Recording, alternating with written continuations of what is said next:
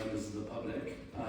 So we're going to start off with the agenda items. So first of all, welcome to this extraordinary meeting of Osm and People Scrutiny.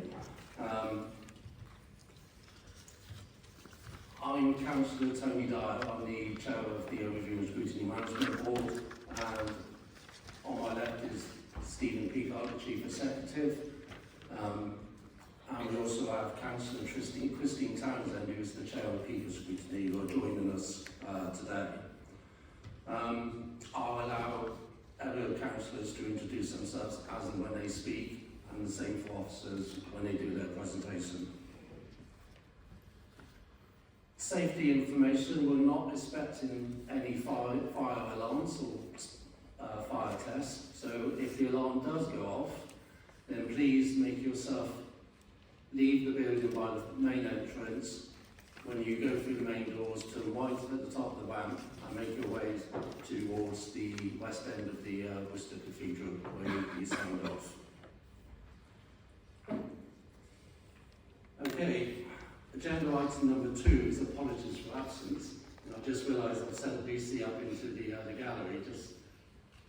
So apologies for absence have been received from Councillor Tim Y, Councillor Sharon Scott. I'm here now. Oh, sorry, Sharon. Lucy, have you got? Yes. Can you hear us? Councillor Massey, Chair. Can you hear me? Councillor Massey, Chair. And I think Councillor Reppington subbing for Councillor Bradshaw. I think that was everybody. Okay, thank you, Lucy. Hopefully the microphone will be working by the time we get to public forum. Okay, can I ask if there are any declarations of interest from members? Councillor Bales.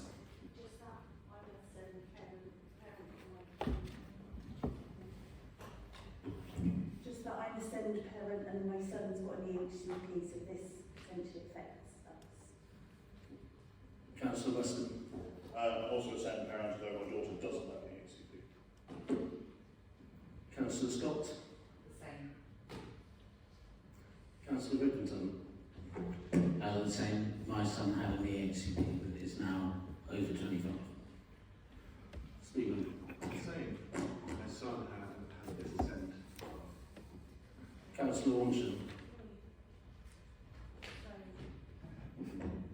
My son had an EHCP, but he no longer has one for the last 3 or 4 years because he's at university now. Okay, thank you. We'll now move on to minutes of the previous meeting. Does anybody have any comments for the previous Osm meeting? Okay, thank you. Agenda item number 5 is Chair's business. Chair's business is, just to say, this is the last public scrutiny session, because we're almost the last public scrutiny session, because Councillor Steve Smith will not forgive me if I fail to mention that there will continue to be scrutiny sessions for health, joint health. But for the rest of us, our next scrutiny session will be after the election, when we actually do that as part of policy committees under the new governance system, assuming those of us who want to be are re-elected. The other chair's business I'll briefly mention is disappointing. I realise that we put this meeting on at relatively late notice, but it is disappointing that we do not have any members of Cabinet attending scrutiny today, so officers will be taking questions and will be fielding them to the best of their ability. I'm now going to move on to agenda item number 6, which is public forum. So we have a number of public questions, and the first 2 questions are from Jen Smith. And I can see Jen, so you want to ask your question? Isn't working, so can you just ask your question and see if the room can hear you, and if not, I'll go and get the other microphone. My microphone's not working. I think the audio may be okay, Chair, because we're in a small group, so if the resident could just ask a question and see if everybody can hear okay. Can everybody hear me okay? Yes. Brilliant. Okay, so, I mean, do you want me to read out my first question, or? If you like, Jen, I can just give you the response from officers. Well, I mean, if it's just going to be the same, it's pointless, but I do have a supplementary question. So my supplementary question for number 1 was, we've had a centre partnership group under previous directors of education and executive directors of education, and the answer says it's going to be co-produced with parent carers, but the council is unable to manage the fractured relationship. So with those 2 things in mind, how exactly is it going to work if you can't work with the parent carers? Is anybody able to respond to Jen's question? So we have got a response to the original question, which I don't know if you got. Fine. So in answer to the following question, I mean, I suppose I just wanted to emphasise how committed we are to be working closely with the Parent Care Forum, and to continue to do so, as we have done through many years. In our increasing, as you say, we've had a number of approaches, particularly around focusing on the SEND inclusion strategy, which we are building on as we go year on year. And this year we're doing exactly the same, working as we have done on previous discussions through the Parent Care Forum on the SEND inclusion strategy in particular. And the safety valve proposal, which we'll come on to talk about, builds on those discussions and has done throughout. So we continue to be really committed to working really closely with the Parent Care Forum and really welcome the accountability within them. Thank you. I have a supplementary to my question 2. So my actual question was, please disclose the communication or evidence where the Department for Education recommended or insisted that Bristol's application to Safety Valve was an entirely secret process, and the council's maintaining the view that it was a secret process. So are you saying the Department for Education is lying? Because I'm not sure why you've chosen not to publish the evidence proving that the Department for Education is lying. So effectively calling the Department for Education a liar? The Department for Education made a mistake. They have acknowledged that to us. They gave us clear instructions that the information was strictly under embargo. They then announced or responded to a request that was made to say that it wasn't. They've acknowledged that that was a mistake, and the Mayor is going to be speaking to the relevant officials tomorrow, because clearly this has caused some distress. I can confirm that the Chair of Ofcom has seen the correspondence, that basically we followed the advice and the request given to us by DFE. We also know that they said something different when asked, and that was a mistake in their department, which they've acknowledged to us, and which is why the Mayor is speaking to them tomorrow. And I'm sure the Mayor will then want to make further comment. Thank you, Joe.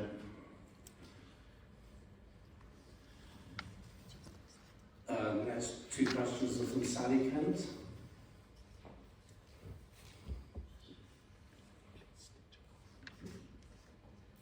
Sally's not here. Sorry. Question 5 and 6 is Fiona Castle. Is Fiona here? I'm here. Thank you, Fiona. Can you all hear me all right? Yeah. Safety Valve Cabinet report details on page 3 that it plans to transfer 9.1 million from the school block into the high needs block over the next 5 years. And it's in addition to cutting top-up funding for non-statutory support by 9.6 million over the same period. Given that top-up funding and presumably any available funds from the school block is currently being used to support non-statutory provision, can the council explain to me how they're going to be able to decrease spending on non-statutory provision when the financial support for non-statutory provision is going to be removed? Decrease spending on statutory provision when spending for non-statutory provision is going to be removed. Thank you, Sally. Sorry, thank you, Fiona. Do you want to respond? So we've shared a response to the question, which I don't know if you have in front of you. You shared it 15 minutes ago, but yes, I have got it. Sure. Shall I read it? I've read it. So I guess the sort of the tenet of the debate is about how do we make sure that we use are we decreasing spending on statutory EHCP plans? Our modelling shows that expenditure per EHCP plan is already projected to rise in the 6 years of the safety plan 2020, which is baked into the financial underpinnings of the plan. And the current statutory non-top-up process is, as you know, being replaced by this, which we've consulted on. We've engaged, as you know, really broadly as part of the Delivering Better Value programme that preceded Safety Valve. is being replaced with targeted funding support for schools, which will be outcome focused to improve sustainable and inclusive practice in mainstream schools. So what we're looking to is improving outcomes as well as making sure that we improve the way that we use our resources. But at the moment, there is an underpinning plan. There is an increase in the amount of DSG which is going to high needs pupils throughout this fund. There is no attempt to reduce numbers of the HCP plans at all throughout the process of the safety plan. Do you have a follow-up question? Yeah. My question is not about funding for HCPs. My question is, all the way through this, you've been talking about inclusion and making mainstream more inclusive. In order to make mainstream more inclusive, you have to fund it. You have to fund non-statutory support, and you are not doing that. You are taking it away. So how do those two things marry, is my question. How does it marry with we want more inclusive mainstreams, with we're going to pull the mainstream support we've got back to the bone? How do those two things marry? And I think the only response that I can give to that is that when we come on to talking about the safety valve deal itself, is that there are, as you can see, elements within the plan which are about investing in mainstream schools, because as we all know, what we need to be doing is making sure that every mainstream school is keeping children with high needs within the mainstream sector as long as we possibly can, supporting them as early as we possibly can, as we will agree. And therefore, the question is, how do we do that in a proper way and through the processes which are set out, through the funding which is set out within the safety valve deal. So we will talk to that when he presents in a second. Fiona, you have question number 6. Yep. Did you say you read the response? Do you want to go straight to the follow-up question? Yeah, I have read the response. The numbers are very specific in the funding. It's 6.4 million. That's not just roughly, a few million. You are determined that you are going to save 6.4 million over the next 5 years with a send inclusion strategy that's not yet been written. I just don't understand how you can have modelled that when the send inclusion strategy is supposed to be co-produced with parents. How can you have modelled that financial plan to know that you're going to save 6.4 million? Yeah, so the belonging to sorry, I'm Tommy Jones. I'm the program manager for the DSG program. So the belonging with SEND program was launched in June 2022 and predates the current work that's happening around developing a SEND inclusion strategy.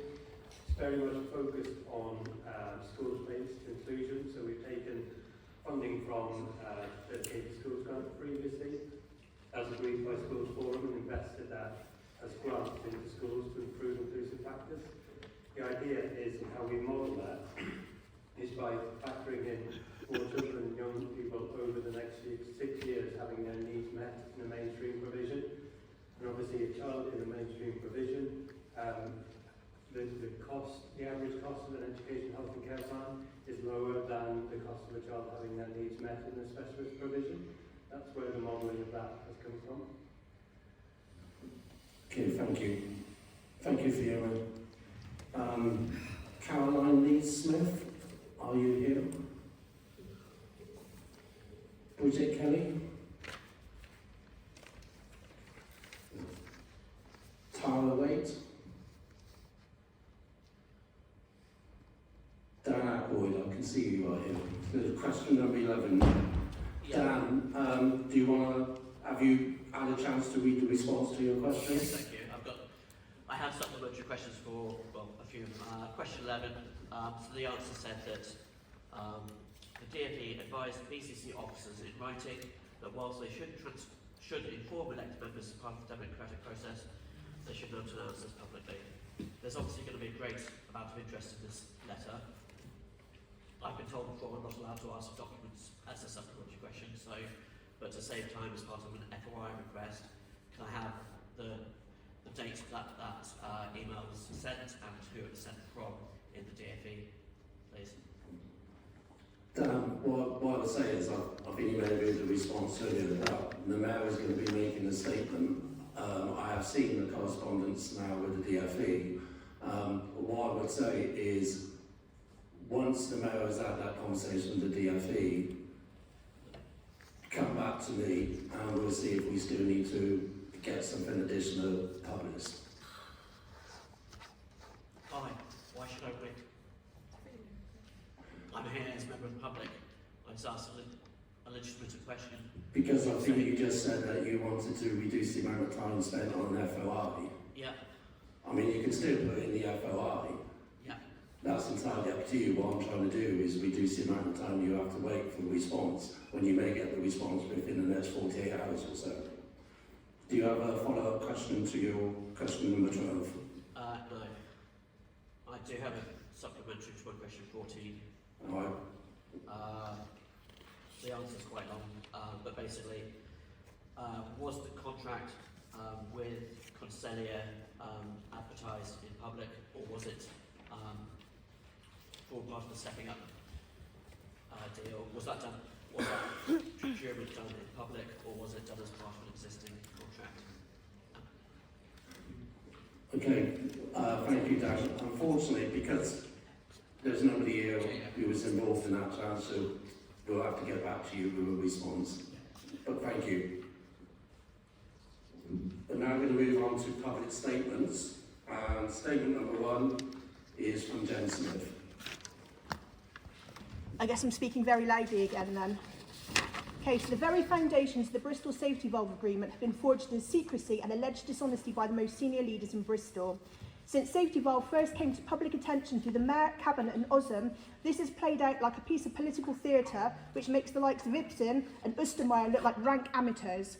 As someone who has had to engage in Sendus legal action against the council 4 times and been spied on by senior officers in Bristol, I tend to believe the DFE's statement that there was no embargo because I have seen how the council works. The basis of the safety valve is about reducing spend, which can only be done by cutbacks. Years of incompetence in Bristol has shown that this council is entirely unable to come up with a functioning SEND strategy.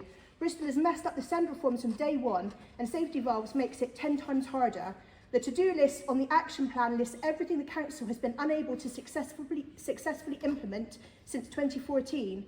You've had 10 years of SEND failure, and now you think you can do less, you do more with less money at an earlier point. And I'd also like to point out this democratic process today is as shambolic as ever, and if you think that working with the Parent Carer Forum, the way that you've been doing it over the last 4 years, is a massive mistake, massive, because you just fractured that relationship and then you smashed it to pieces.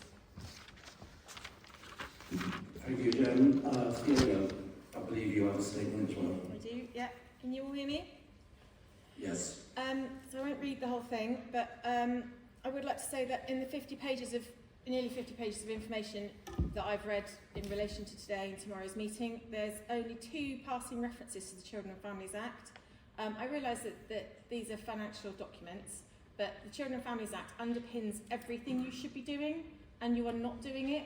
And the fact that it's just a passing reference about the council being under a legal obligation to fulfill its duty to send children, but you haven't been doing that. You haven't been doing that for the last 6 years that I've been involved in SEND.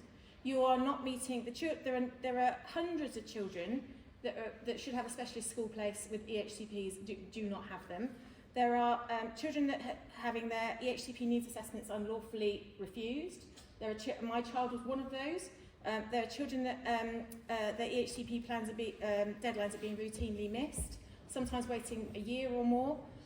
Now with the introduction of Safety Valve, the council would like parent carers to believe they're going to do more with less.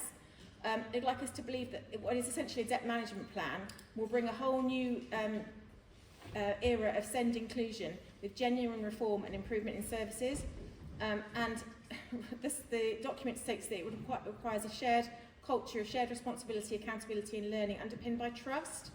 And you've done all of this in secret. The relationship was not very good beforehand with parent carers, and you can tell that from Ofsted and the fact that it was the only thing in the Ofsted review, the working statement of action, that you couldn't improve on was parent carer relationships with council. This has absolutely decimated those relationships. And you have irretrievably destroyed any trust that may have been built. You have a financial plan that details key risk factors into entering Safety Valve, but doesn't include any reference to the risk of not being able to meet statutory obligations to send children. I also noticed that the whole plan is underpinned by receiving 28.2 million from the high needs provision capital allocation. And if it doesn't, the plan actually says you don't know whether or not you're going to be able to renegotiate the plan with the government. So the whole thing is, it has a fractured underpinning. Bristol has thus far not been able to lawfully, inclusively or equitably meet the needs of its SEND population, all the while increasing its financial deficits. But now we're expected to believe that with safety valve, budgets will balance and needs will be met. We're about to enter a brave new world of collaboration and improvement, and I don't believe a single word.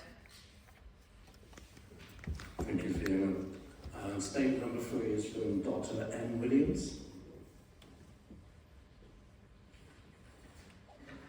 And then finally, statement number 4, Dan, it's you. Yeah. So yeah, answers to public forum questions asked at full council on the 12th of March have still not been answered, still not been published. There are 10 questions relating to safety valve that should have been answered by now. By failing to answer questions, this administration has stopped members of the public being able to ask informed subsequent questions at this meeting. This council is an absolute disgrace. Thank you, Dan.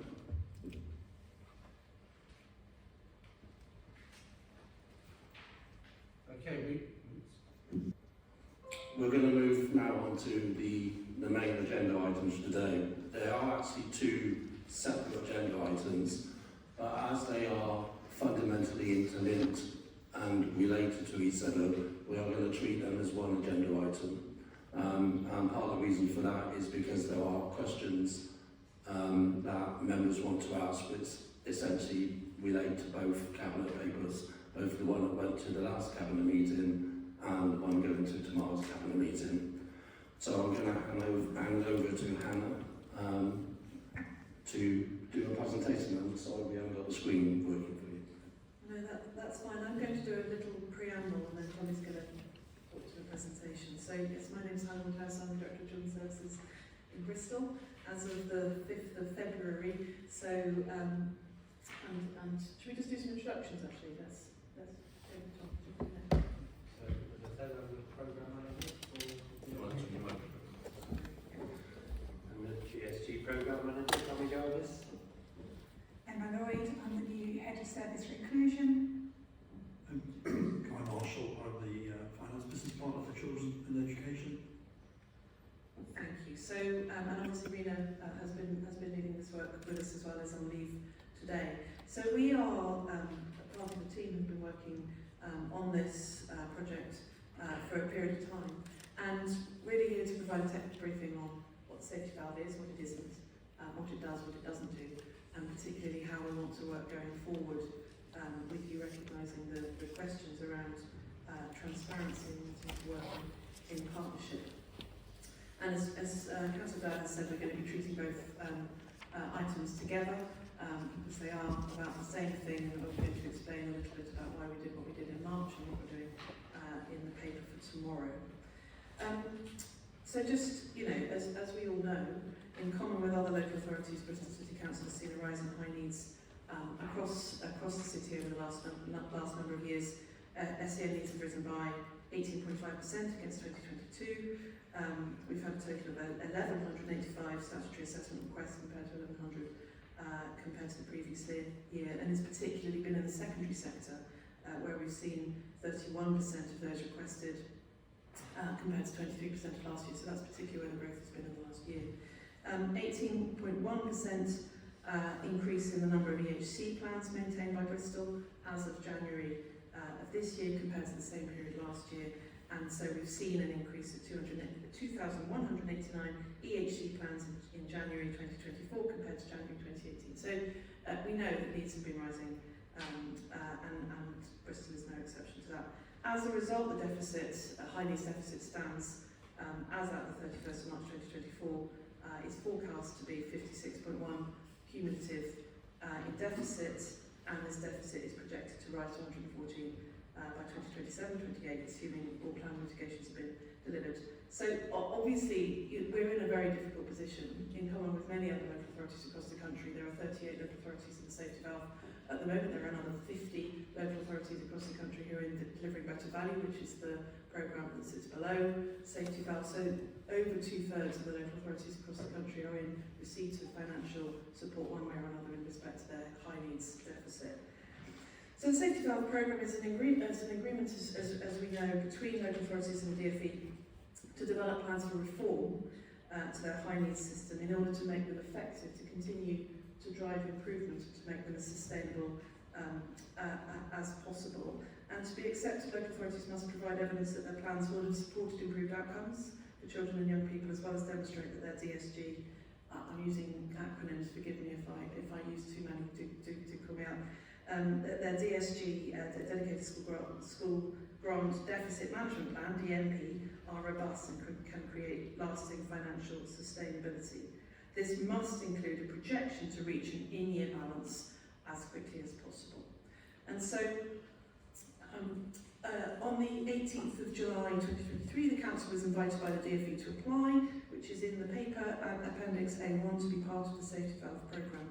Being part of the Safety Valve Programme supersedes the Delivering Better Value Programme, which we were in already.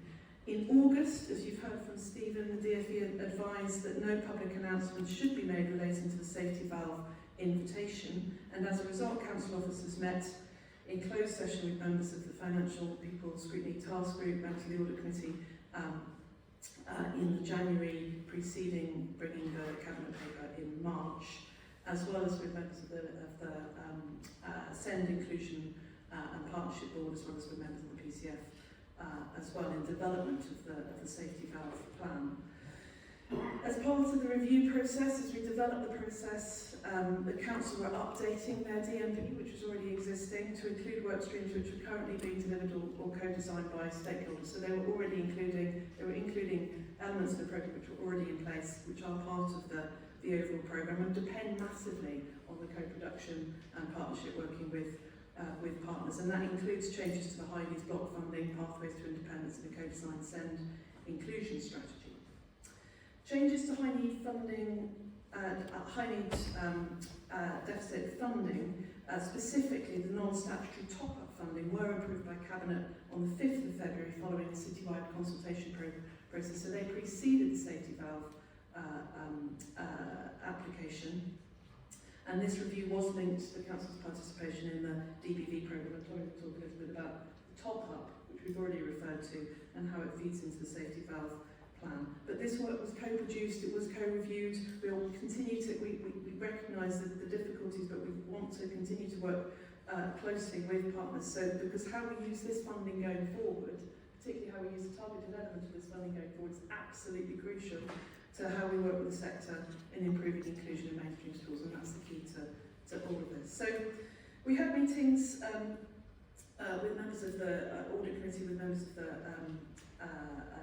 subcommittee of the People Scrutiny Committee in January. The Safety Valve application was submitted to the DfE on 12th of January, following engagement with Cabinet Board, and then the Council were informed on the 28th of February by the DfE that the details of the Safety Valve submission, but not the terms of the agreement, could be made public as a Cabinet paper, which was subsequently published, as we know, under APL 16 on the 4th of March for Cabinet on the 5th of March. On the 5th of March, the Council presented a report outlining 7 recommendations, which included granting delegated authority to sign the agreement to the Chief Executive on the condition that the terms of an agreement were aligned with the Council's submission. And the Cabinet was also asked to note in that paper in March that we would be making an application for additional high needs provisional capital, which you've already mentioned, allocation funding, and that is what is being asked of in the Cabinet paper tomorrow, is permission to receive high needs capital allocation funding, which is, as we've already said, is absolutely central to the success of the Safety Valve deal. We haven't yet had an update on the high needs capital allocation funding, but as we get it, we will be asking preemptively to be able to receive it in the Cabinet paper tomorrow. Then lastly, on the 7th of March, the DfE presented to the Council an agreement which was to be signed and returned within 3 working days, and on the 21st of March, the DfE announced the agreement on its website. So that's the sort of trajectory that led up to where we ended up with the Safety Valve approach asked in March, and then repeated again in April, particularly around the capital element. I'm going to hand now to Tommy, who's going to talk through the Safety Valve plan and to the slides, which I think you've got a copy of. Yeah, so I'm actually going to start on slide 3, because I think Helen probably can't start by a bit of stuff.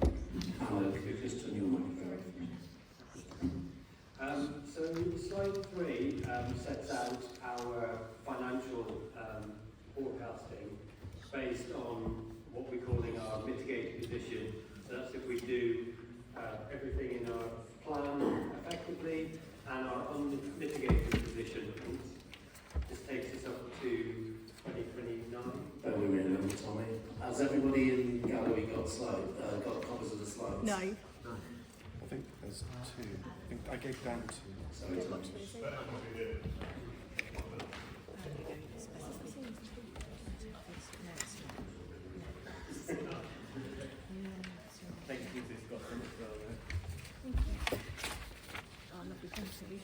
I don't need one. I'm photographed.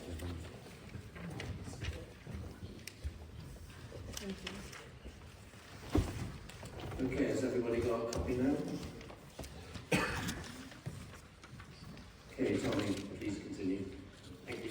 So a significant amount of work went into refreshing this, and I think over the last few months we've seen different iterations of this as we've got to this more refined point. So when, as part of the DPP process, there was a forecasting around deficit management plan that put us in a difficult financial position, unmitigated, but nowhere near the numbers that are outlined here. And in November, we took a refreshed version of our deficit management plan and the forecasted unmitigated position to audit committee. And between November and January, when we submitted, that number changed dramatically. And the reason that changed dramatically was very much around the uncontainable inflation. So again, having spoken to other local authorities, you can see in the grey boxes, the second one down, you have the uncontainable inflation. And you can see that whenever we spend over our allocated funding from the Department for Education, if we spend 20 million over our allocated funding, we don't receive the inflationary costs on that for the following year, so we have to meet that, say, 3% inflation on that 20 million. That compounds year on year, so as you can see over the course of those 6 years, we see around £75 million worth of uncontainable inflation baked into our deficit management plan if we were to continue spending above and beyond what our allocated funding envelope is. That was something we learned from other local authorities, who have not done so well on their safety guard agreements, as they hadn't factored in uncontainable inflation into their plans. So that pushed our numbers up significantly. We also hadn't factored in previously the number of children and young people who were awaiting a specialist place, who have an education, health and care plan, and are in a mainstream provision and have a specialist place named on their education, health and care plan. If we were to place those children in an independent, non-maintained setting, because currently there aren't enough specialist places for those children and young people, the costs of one of those those independent, non-maintained settings is around £85,000 per year, which is significantly higher. So if we were to factor that in, that pushed our costs significantly higher, and that allowed us to, every time we brought a specialist place online, and one of those children took up a place in a specialist place, that would reduce the projected cost in terms of that unmitigated position. So that's why our numbers pushed up significantly in that period of time. As Hannah mentioned, to be part of the safety valve agreement, we needed to reach a break-even position on our mitigated position within 5 years. So as you can see, in 2028, 29, that's where we reach a break-even point. Somewhere between that year, we will start to see our costs come into line with the financial envelope we've received from the Department for Education. So that allowed us to have a conversation with the DFE about trying to find an agreement where we could ourselves put in a significant amount of funding into this. And as you can see, we as a local authority have found just over £46 million over the next 6 years as our contribution from reserves from the general fund to meet the needs of not only programme delivery but also servicing the additional spend above our financial envelope over the coming years until we make that break-even point. at which point the DFE have agreed to put in just under £54 million, and that will bring our entire package around safety valve agreement to around £100 million. In addition to that, Schools Forum, it's been agreed that for next year, and we will need to seek Schools Forum approval year on year for this, but we will remain at 0.5% for Schools Forum contribution. So over the 5 years of this agreement, that will total just over £9 million from a schools perspective, and that's in line with what the Schools Forum have agreed year on year for transformation work over the last 2 to 3 years. So we aren't asking above that. I don't know, it's probably best if we have questions at the end. Yeah, I think if we get through the slides, because there are going to be a lot of questions. Yeah. So in terms of, that's the financial position, and we found, as I say, from that mitigated position, a position where we were able to have a conversation with the DFE and reach an agreement. And we have that now. The next part is working out, well, not working out, is about delivering the safety valve agreement. And we've set out 4 strategic approaches that we're going to focus on as a system. So the first of these is supporting more children and young people with specialist need in mainstream provision for longer. So that's about supporting and strengthening practice and culture within mainstream provision, but also improving the physical spaces where those children are educated, making sure those mainstream schools are as accessible as possible. We want to ensure that we have the right mix and level of provision to meet the needs of all children and young people when they require a specialist place. So that's about building spaces over the coming years that meets the needs of those children and young people where they require a specialist place. We worked out pretty quickly from our financial modelling that we couldn't just build our way out of this, and we talked about that in our audit committee, that we couldn't just build an additional 500-600 additional spaces, because that would again not meet the needs of children in mainstream provision for longer, and that's where we need to be focusing our efforts. We need to design more efficient and effective systems, so thinking about our education, health and care plan processes, how we make that more efficient and effective, so that we can meet the statutory time scales for delivering those education, health and care plans, and how we use data to help us model demand in future years as well. So we need to become more efficient and effective in doing that. And obviously we've talked about this already, but how we build and strengthen and sustain the relationships with parents and carers and key stakeholders across the system. That's a critical part of this piece of work too. So on slide 5, you can see that we've broken those 4 strategic approaches down into 4 areas of around sufficiency, around demand, efficiency and partnerships. And it's those 4 themes that underpin our programme activity. So much of this programme activity has come from our deficit management plan that was agreed at Schools Forum in September 2022.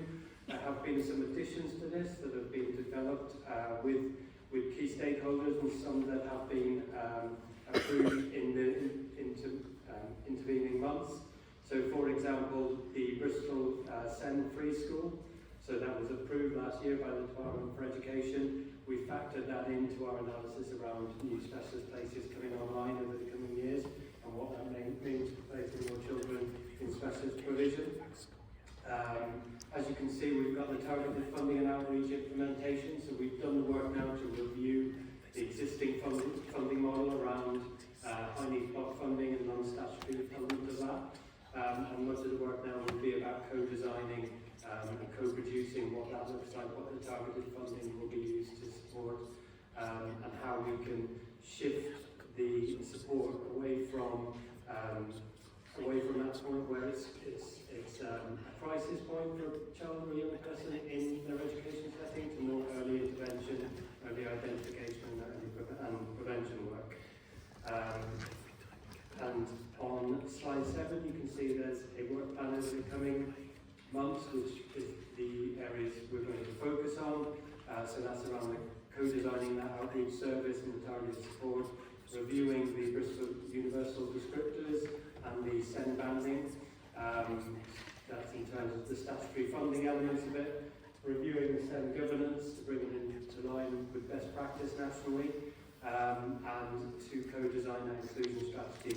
And we're aiming to launch a number of these pieces of work at our SEND Summit in early July. Okay, thank you, Tommy. Hannah, do you have anything to finish off with? I think it was only just to say thanks, Tommy. I think it's only just to say that I think we recognise the debate about the process through which this has gone, and I'm sure there's lots of learning to be had. I think that this is a chance. I think, to work together to serve this most vulnerable group of children and young people, particularly with the funding from both the department and from Bristol City Council, to be able to set out strategies building on the work that we've done in the past, and recognising that we've got a way to go in terms of how we work together.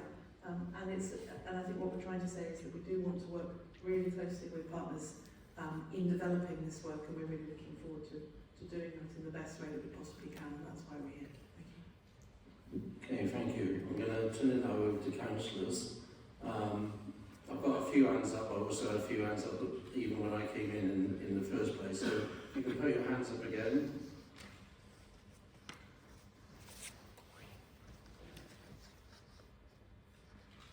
Okay, if I forget to call your name out, blame me for not being quick enough. So Councillor Townsend, I believe you were first. Okay, Councillor Goller.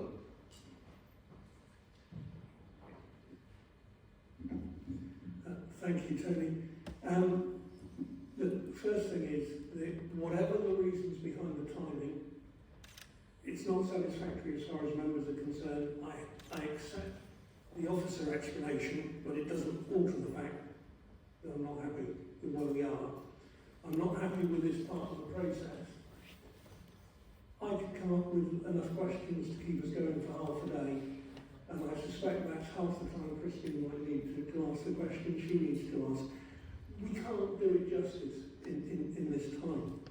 But there are so many things that are confusing or unclear. So the first one I want to put categorically on the record. Page 9 of the April Cabinet report states Finance Task Group was consulting on the 23rd of November and 5th of January. On both occasions we had a detailed briefing. First briefing didn't mention the safety valve. The second meeting,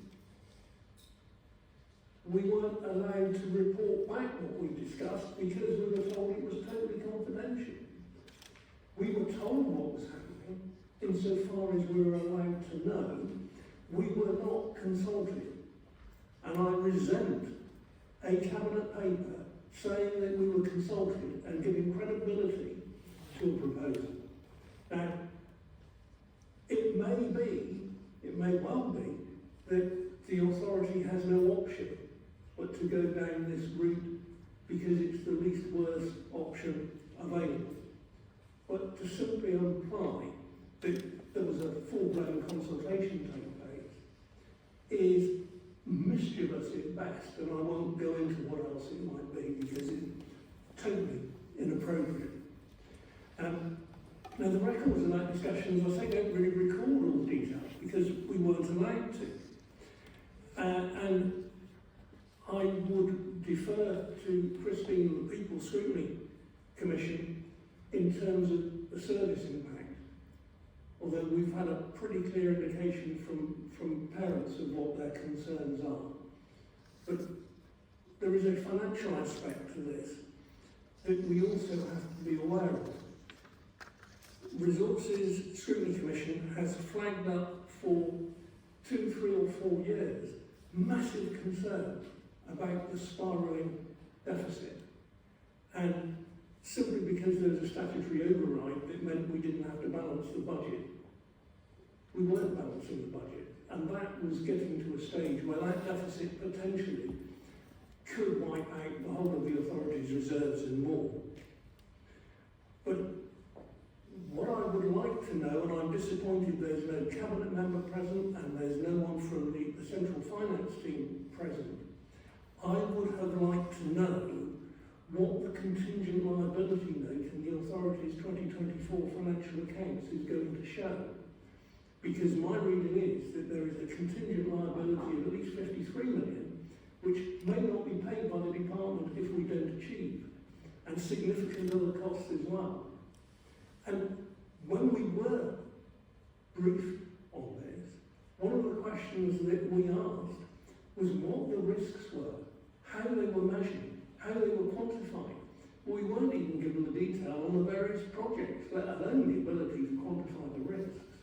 So I see this as a massive potential problem. The only thing that reassured me, I will be quite open, the only thing that reassured me was our former Section 151 officer's advice that she believed the financial figures were a valid reflection, but she also acknowledged there were significant risks. Now, apart from the material contingency, I think there are a number of other issues that I just find raise questions in my mind. The report about Claremont School, and yet the report's talking about inclusion. Claremont School is being expanded so that special needs pupils can be taken out of Red and Green School to allow more non-special needs pupils in that school. So it's not inclusive. They're being withdrawn from the mainstream school and put into a special school. We're using this funding that we're hoping to get to rebuild a school that is falling down. But it actually isn't giving, it's giving 21 new pupils. 21 out of the 380 that are being forecast in the report. But 21 at a cost of £19 million. That seems to me to be a massive gap, and we're not achieving what we say we're going to do. I can go back in history and look at why St Christopher's Special School had to close, because the council many years ago withdrew support for that school. It's now been identified as an asset of community value. That might be a solution to this problem, but it is a massive example of how the authority has been getting things wrong over so many years. And what I would say, Tony, is that's why members are sceptical as to whether we're getting it right now, because there's example after example after example of wrong decisions, and we've heard from parents of the traumas that they've been through, and we've seen it and we've read about it and we've heard about it. How can we be convinced that this is now right and is going in the right direction? How are we going to be monitoring those risks if nothing in any of the reports we're presented actually quantifies what the specific risks are and how we're going to overcome them? So I'm reluctantly accepting we've probably got to endorse this, but my goodness, the potential for it going wrong could result effectively in bankruptcy for the authority. And I don't see enough evidence that we are highlighting this, perhaps because it's confidential, we're not allowed to, but it seems to me it's in the public interest, and it's certainly in members' interest, that we know what those risks are. Sorry I've gone on, but yeah, I think you can get that. I feel almost as strongly as Christine does on this issue, and Anna, do you want to respond? So, I mean, I think just on the sort of final point there, I don't think anybody would disagree with you that this is a really, really significant challenge. It was a significant challenge before the safety valve came along. It's a significant challenge in delivering the safety valve, for sure. And what we have got set out in the plan, but you've heard from Tommy that what we don't want to do is write a plan that either doesn't, mean anything or isn't, developed in partnership with others. But what is set out in the plan is based on the best evidence that we have about what works best in reducing high needs deficits whilst improving children's needs and outcomes across the country. And that's what we've been doing, working closely with the Department for Education and the team that have been advising local authorities who have been successful in reducing that high needs deficit and improving outcomes for children and young people at the same time. What is it that they've been doing, and what is it therefore that we need to be doing? So we're building it on the basis of the evidence that we have nationally about what works best, and that's what you can see in the strands in front of you. We obviously need to do that in a context that works best in the city here and in the context that we've got. But it is, I suppose, just to reassure your point, is how do we know that this is the best, this is what's going to work? It's built on the evidence that we have in front of us. It will be part of an ongoing process of monitoring, both from the department obviously, but also obviously as part of the council itself and to members. And I've committed to Councillor Dye for us to share regularly the KPIs and the measures underneath the plan that we will be reporting against as transparently as we're able to do so. So I can't say to you it's going to be okay, but I can say to you I recognise the scale of the challenge. It's built on the basis of evidence that we've got, and we will continue to report on progress against it as transparently as we can. And we recognise that there's clearly been issues in terms of how we work as a partnership, which I'm sure we can all reflect on. I think just on Claremont School, I can't answer you specifically on the examples that you give, but I'm really happy for us to come back to you on specifically what is it we're spending, how many places we're creating. As Tommy said, we do need immediately to be able to, as was pointed out to me recently at the Parent Care Forum itself, is we do need to be able to increase in the short term specialist places in Bristol, but in the longer term what we want to do is to be able to meet needs earlier in order to be able to make sure that children don't have to go where they don't need to go to specialist provision, that they don't have to do so. We need to support the mainstream to do that. So I think that's, unless there's anything Tony wanted to add. Yeah, I think it's also important to note that the dedicated schools grant obviously predated, or dedicated schools grant programme predated the safety valve negotiations, the safety valve agreement. What's set out there in terms of programme activity would continue whether we were on the safety valve agreement or not. So we understand that there needs to be significant changes within Bristol around how we manage our high needs funding and how we support children, young people and families. So the PSG programme would have continued whether we were on the safety valve agreement or not. Safety valve agreement, as part of that negotiation, was demonstrating to the DFE that they had confidence that we were able to deliver what was set out, and that was based on evidence of best practice nationally around what works in SEND, in successful SEND systems. So we were able to demonstrate and give confidence to the DFE that we were able to deliver that programme and that it would give us the required financial position in the future that we could enter into that negotiation and enter into that agreement. Okay, Jeff, do you want to come back quickly? Can we also try and keep our questions and statements brief as possible, because shorter than mine, yes, okay, I have point taken. Yeah, I'll try and be brief.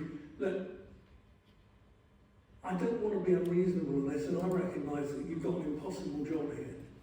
But what we've got used to having in terms of how risks have been explained to resources and others is a flexing, a working that works out what the range might be and what the probability in the, of something happening, so that one can quantify a financial value on that risk. What we've seen here is something where, even to work out where break-even comes on that slide, one has to look for a large deficit figure, reduce it, to see where it's actually coming in. We don't see clarity of the information, and to see that figure falling by £3 million suggests to me there's not a lot of scope for much change and pressure that's going to impact on that figure, and we all know that things don't always go our way and there will be pressures. So I would have expected us to see on each of the areas of contribution to this project, to see what the upside and downside might be, what the risk might be, so that actually we have something to measure, because we shouldn't be saying to officers, you failed by £3 million, you're rubbish. Actually, if you come in within £3 million in 6 years, you will have done a phenomenal job. So I just think we are lacking the information that we ought ought to have. And if it's not there, the cabinet member has been lacking the information that they should have had and been asking questions on before they decided to support this. That's my concern. Thank you, Tony. Thank you, Jeff. I'm just going to let Stephen come in on comment. So I have a lot of sympathy for the underlying questions you're asking about how confident can we be in the plan. It's a snapshot moment in time. You heard from Tommy, it was moving around a lot over those 2 or 3 months when we're in this very intense period of discussion with DfE. I wasn't directly involved. My involvement was to speak to the person at DfE who's responsible for all the safety valves and say, how are we doing?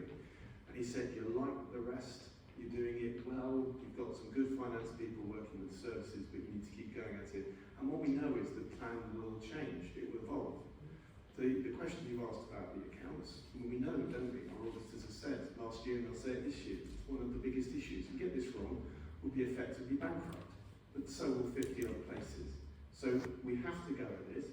As Hannah has said, you know, we've got to move away from looking to, as it were, thread the eye of a needle to get into a process that is inevitably financially driven, towards looking at this much more through the lens of a true transformation programme, looking at building the relationships, rebuilding where we need to, putting in place the sensible things that I think we all, those of us who are parents or those of us who are service users, will know is the right thing to do for young people.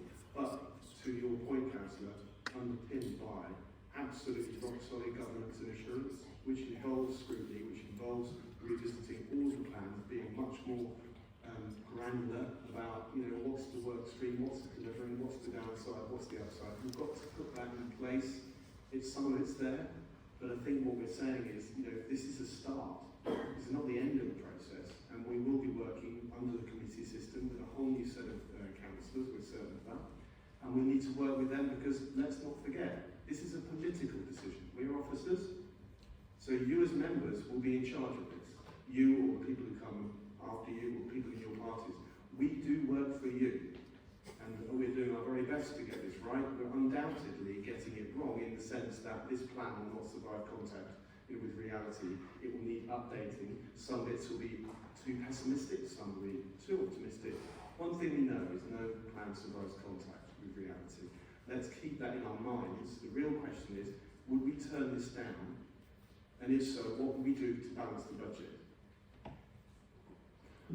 Okay, I'm conscious we've got an hour or so left, and I've got 9 people waiting to ask questions.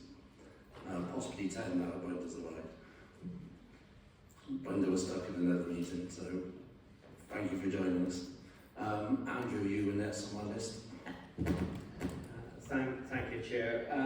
I do have questions, but I'm going to start with a statement and then see if anyone else picks up the questions that I had. Because I think I speak for a number of us to say that probably feel a little bit battered and bruised about the way this process has been handled. As Chair of Audit, and some of these points will echo what Councillor Collins already said, but apologies for that. But yeah, as you know, realistically, as Chair of Audit Committee, it's listed as a consultee on this document, and we weren't briefed that it couldn't be described as a consultation, that it couldn't be described as for any sort of formal scrutiny. And I think I want to make that abundantly clear. I think the issue with secrecy, you know, we took on absolute trust that the briefings were in complete confidence, and I and other members treated that as such. And we get to the end of the process, and there becomes a question over the level of that instruction that we were told came from the DfE to keep the negotiations confidential. Now, I appreciate what the Chief Executive said tonight with regards to that, but we are left now in a situation in this meeting where we're still not actually seeing exactly the level to which the Council was under a embargo, because we are now awaiting a statement from the Mayor to clarify the situation further. So, you know, it feels as a member who kept that confidence that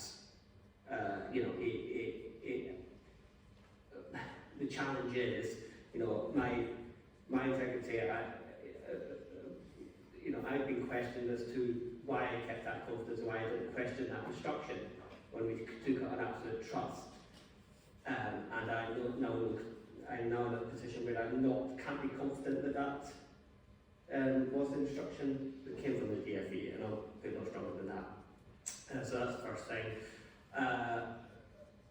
The consultation of the list of consultees, and as I say, I don't believe it was a consultation as such, is glaring in its absence of people scrutiny. Now, the chair of people scrutiny was at that initial audit briefing, but as we've heard, the figures given at that audit briefing evolved quite significantly between that point and the point of the eventual application. So it was fair, you know, it was a preliminary briefing to some extent, and so and a number of us, I think, took part in that secrecy again, on the understanding there would be a chance for scrutiny at the end of the process, and that did not materialise prior to the decision being made. I would feel that timelines could be looked at, potentially held a extraordinary cabinet meeting that would have a bit later to have facilitated a scrutiny meeting prior to that decision, knowing that the application would become public at the beginning of March. So I think that's regrettable again, that, you know, it all, the way it's been handled is just really disappointing. And the final point I'm going to make is there was items in there, and I have to be very careful what I say, but you know, I was surprised that there wasn't more on tonight's agenda in terms of the individual itemised things that are being proposed for the service, whether in a public session or an exempt session. You know, the papers that we have do not, I feel, cover the range of the implications for the service in the detail that I think we would have expected. I don't know if you want to respond to. I mean, I think the only thing, so thank you very, very much. I think the only thing we could say is it would be, you know, more than happy to be able to provide the further content on the implications of the service as a next step. What we're looking at here is the cabinet paper which is setting out the agreement in detail, which we weren't able to produce in March for reasons that we all understand, and also asking about the capital high needs allocation. So that's the papers that were in front of you. I think it would be perfectly reasonable for us to set out in more detail the implications for the service as part of the next step, and indeed obviously that's something that we would really welcome the discussion about, so we're very happy to do that. Okay, thank you, Hannah. I'm trying to remember what my list of. I've got Councillor Smith, Councillor Bowes, Councillor Weston, Councillor Fodor, Councillor Rippington, Councillor Scott, what did he say? Councillor Stone, Councillor Townsend, and Councillor Wilcox, and presumably, I can't see you, Sarah, but did you have your hand up as well? Okay, so it's pretty much everybody. So going by the list on my piece of paper, I'm going to go with Councillor Steve Smith first. Thank you very much. I'll try and be very quick. I just want to say I think it's a real shame no one from the Cabinet is here. I'd like to understand what information they have that we don't have when they signed this off. If it was just this one-page summary on which they saw it was published in March, if they signed up a £100 million deal based on that, the politicians weren't in charge. They couldn't possibly have been. What I think this is telling me, though, is that in order to get to a 10-ish, £11 million surplus in the final year, and therefore to wipe out the cumulative deficit, you need to deliver £72-ish million worth of savings. And that includes, this is all in the last year, roughly 12 million of which you described as a stretch optimistic target.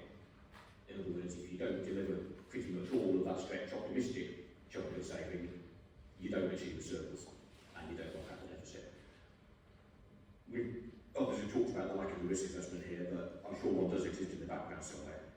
Can you just tell me what is your level of confidence in being able to deliver all of that stretch optimistic target, given that we know other savings programmes in the council have delivered something like 85% of their proposed savings outlay? Is this realistic? And more importantly, what is the consequence if we don't? Does that put the 54 million from the DFE at risk if we don't get the savings we need to hit?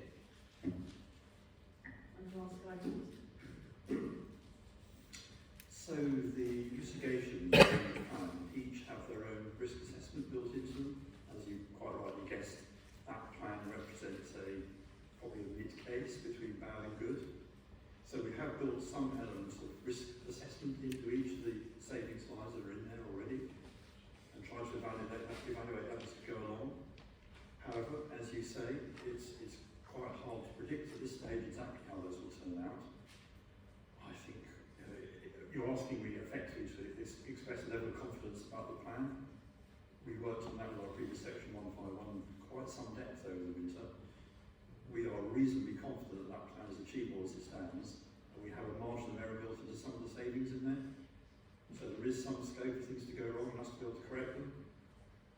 And as Stephen pointed out, the plan is always going to be evolving and changing. We're going to, as we learn new things, we're going to move it on. We're going to discover new ways of changing the financials within there.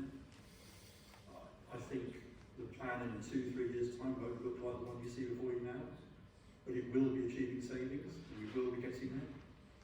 In terms of the question about DFE and the payments, we've already received the first tranche payments, which is about 21.5 million from memory. Subsequent payments are based on achieving the targets as it lays out in the agreement. And again, we have a process we go through with DFE. If targets are missed in one quarter, there is an arrangement whereby we rework the plan again and we find new ways of achieving targets. It's not a once and done process. I think there is some flexibility in the way the plan gets delivered. Ultimately, if we end up off track over many quarters, DFE will ask us to rework the thing from scratch again. It's not a feasible outcome that they will let us just suffer a solvency crisis in the local authority. So for their own purposes as well as ours, we need to get a plan that works for both of us. And that, I think, is the outcome we'll achieve. Okay,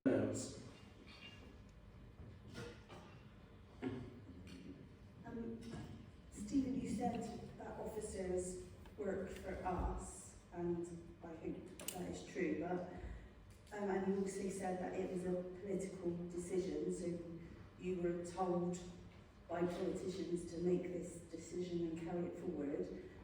But I think enough of us have said that none of the politicians that made that decision are sat here right now. So it is very worrying. As I said, I'm a Sen parent. I know some of the Sen parents sat up there. In 6 years' time, some of us might not be sat here. That's 2 elections' time. So it feels very much like the onus is on us, but we didn't make that decision. So it is very worrying, and as I said, I share a lot of the worry, but under a committee system, as you said, it's going to be very, very different, and we will make decisions, but we've all been briefed here, and we've all heard what the officers have had to say, but after the election, this election that's coming up, we don't know who's going to be sat here, and in 6 years' time, that's going to happen again, so they're not, that's a long time, that's a long way ahead. Under a committee system, the decisions that were made before us, if it all goes wrong, it's down to us. We're going to be blamed for that, and that's not really fair. So I think, you have given a lot of reassurance, but what happens if it does fail? And I think a lot of people are worried about bankruptcy, but we didn't, none of us made that decision. Thanks, Gary. Stephen, do you want to respond? Just to emphasise, it's a really tricky place to find ourselves, and 1 in 4 councillors believe their local authority is at risk of technical bankruptcy. It's not an accident. It's happened across the sector, and it's not just said. So, just to qualify what I said and how you responded, Kerry. I mean, obviously, we've advised the politicians that we think, on balance, this is a plan they should get behind. Our recently departed Section 151 officer, who you all know, was a very prudent and thorough person, went through this plan, and as Guy has mentioned, has said, on balance, this plan looks like it's achievable, it's stretching. And we always have to ask ourselves, if not this, then what? And of course, a new administration will want to and should come in and lift the reins on this. I would want and expect a committee to do that. We all want that, we welcome that, because we need to know that you have understood the trade-offs and the compromises. But I keep coming back to the question, and you're right, we'll be blamed, but we're all public servants, right? We've got to do what we can with what we're given. This is our best effort. It's one that the administration has decided is good enough to give us permission to enter into a contract with DfE in common with tens of other authorities. Is it perfect? No. Will it look the way it does now in 3 years' time? No. But it is something we have recommended this administration to do, and I suspect, I know it may, we'll be suggesting the same to whoever is in the relevant committees on the basis of the evidence and the alternatives. These are not easy choices.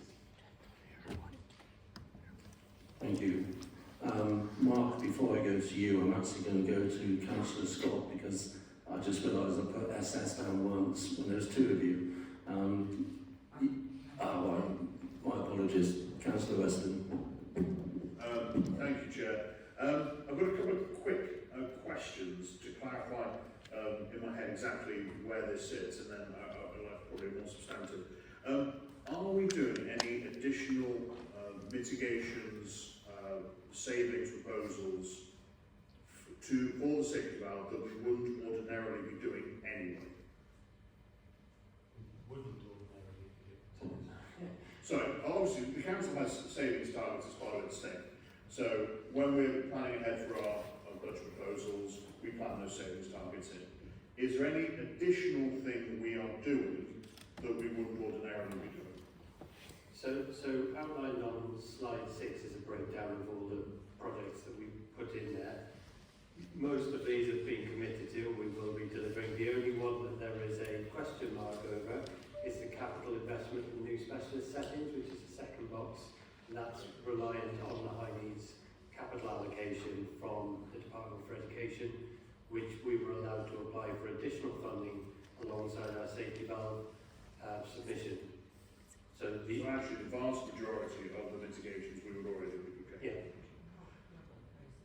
Yeah, no, I understand. We need places to get them to get, otherwise. Yeah. If we don't get the capital, we don't get the places, and it's the places that are going to. Yeah, no, I understand. But what I'm trying to get to in my own head on this is, if we are going to be doing every single bit of the activity that's outlined as the mitigation anyway, then this seems like the DfE is sort of saying, well, here's some additional money to try and solve the deficit at the same time. If you know what I mean? That's what I'm trying. I agree with you. Christine, sorry. If we don't get the places, yeah. This is it's actually helpful, Chair. It's okay. This is icing on cake stuff. It's the places that we. But Christine, if you're going to respond, can you put your microphone on? So. That actually was helpful, so apologies. Right, my general comment here is I actually hate how we got here because I don't think there has been consultation, and hell hath no fury like an SEND parent ignored, and I think a lot of the SEND parents do feel ignored, and for us sitting as councillors, also often this can be a financial thing that we're looking at balancing the books. That's one of the big, especially in this season. However, I don't think we can, or should, ever lose track of what the impact will be for kids and for parents that are struggling through a system that also often feels like it's configured against them. The most helpful slide for me actually wasn't in our pack today, it's in the Cabinet report tomorrow. So there's actually a slide there which talks about the deficit management plan, and particularly page 2, which talks about mitigations and savings, I think what I would urgently urge officers, and I'd urgently urge a cabinet member to do, is expand on each one of those and explain what that does, what that means for parents, how that translates down. For those who can't see it, it actually is a list of all the various mitigations and producer savings. So, you know, if we're talking about the new capital request, well, what does that mean for the kids? How is that going to improve things for them? You know, if it's a case of actually, for example, new places, it means we don't have to send children taxis up to Cheltenham to access school places, because they're going to be able to access them in Bristol. That's a benefit, both to the child and to our financial bottom line. So we should be talking about that. That, I think, should be very clearly spelled out, which probably brings us back to the comments made earlier. The consultation with parents has to happen so they understand this, because it seems like an awful lot of concern has been possibly raised because we failed in that. I do have one specific question, if I can, and then I'm going to shut up, Chair, you'd be delighted to know. The Bristol Special Free School, it's talked about a lot. Where exactly is that? Because I've heard a couple of sites mentioned at various points. Are you able to say? So it's planned for Southmead. It is where I put it. Yeah. Right, then I'll shut up. My advice is expand on that list. Explain how it's going to impact. And I should have pointed out that Lucy has taken notes for referral to Cabinet tomorrow, so I think we will include that as a recommendation from us and people of Scrutiny to the Cabinet member. Okay, I'm going to move on to Councillor Fodor next, and then after Martin it'll be Tim and then Lisa. Thank you, Chair. A lot's been mentioned about risk, and most of it has been relating to finance. The Cabinet report tomorrow, paragraph 17, is all about financial issues and questions and, you know, possibilities and doubts that might be built into that.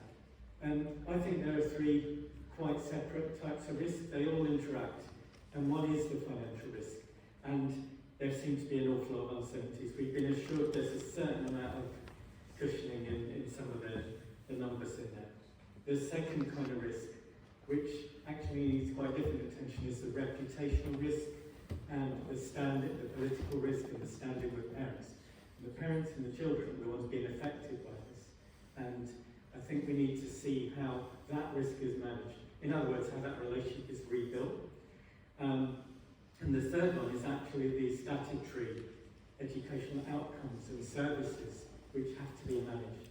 And they need to be dealt with attention to the needs of the children and the plans that are in place and the facilities that deliver and the staffing and the facilities. So I think each of those, we need to see a separate risk management plan. They obviously did, as I said, they interact. And each of them, we need to know, how is it going? So what are the indicators? How is it being measured? How is it being reported? Who knows if we're on track? And if one's getting better financially, but the service is getting worse, what do we do about it? And we also know that the letter we got said the government could say, it's not being done right, we're pulling out. And at that point, suddenly anything that comes from the government stops, I presume. So that's a really big risk. And that's actually the governance risk. And the political one, which is being given to committees to inherit who haven't made that decision and might not even be here.